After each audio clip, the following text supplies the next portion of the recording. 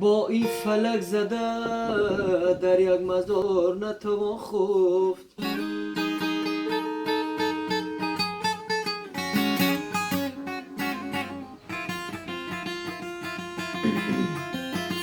دار اومده طبیب که زور از درد عشق، ما به نمیشویم تو بدنام میشویم.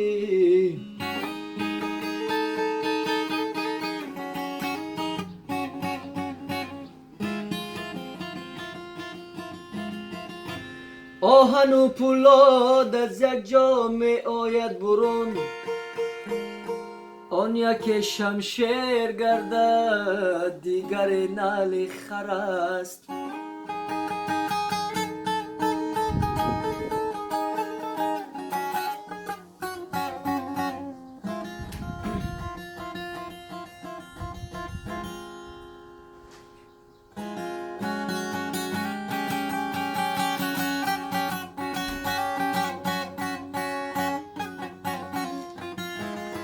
سربلندی گر بخواهی با همه یک رنگ باش، خالی از صدرنگی خود زیر پا افتاده است.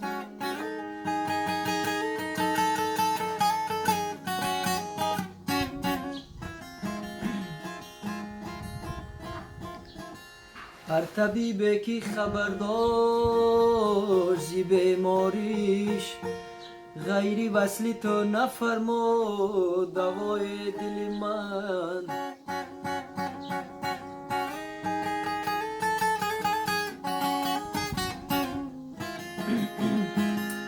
هی یعقوب را دو دید از حسرت سفید شد، آوازه